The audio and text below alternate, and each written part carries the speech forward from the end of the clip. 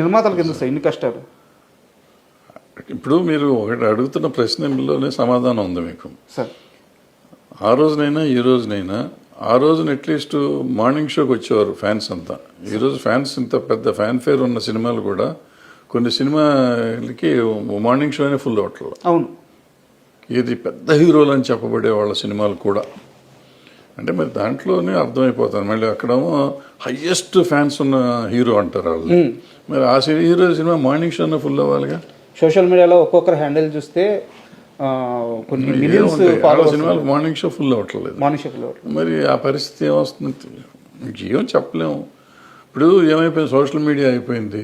ఎక్కువ మంది ఈ సోషల్ దాంట్లో పేర్లు పెట్టుకుని వాళ్ళ వ్యూస్ యూట్యూబ్ కోసం వచ్చేవాళ్ళు కొంతమంది, టీవీలో కనపడటం కోసం వచ్చేవాళ్ళు కొంతమంది, వీళ్ళంతా ఫ్యాన్స్ అయిపోయారు. నిజంగా ప్యాషనేట్గా ఆయన కోసం పలానా హీరో కోసం నేను ప్రాణం ఇస్తాననే వాళ్ళు బయటికి చెప్పేవాళ్ళు కానీ ఇచ్చేవాళ్ళు తక్కువ. ఓ 10%, 20% ఉంటారు. గతంలో ఏంటంటే 80% వాళ్ళు ఉండేవారు, 20% పబ్లిసిటీ కోసం వచ్చేవాళ్ళు. పబ్లిసిటీ లేకపోతే దానివల్ల అడ్వాంటేజ్ తీసుకుందాం అనుకునేవాళ్ళు. ఇప్పుడు శోభన్ బాబు గారికి, కృష్ణ గారికి, ఈ రోజుకి ఎన్టీ రామారావు గారికి, నాగేశ్వరకి ఈ రోజుకి ఇంకా ఫ్యాన్స్ అట్టాగా ఉన్నారు. వాళ్ళందరికీ 70 ఏళ్ళు 80 ఏళ్ళు వచ్చినా వాళ్ళు ఈ రోజుకి వాళ్ళ డబ్బులు పెట్టుకుని ఫంక్షన్లు చేస్తారు.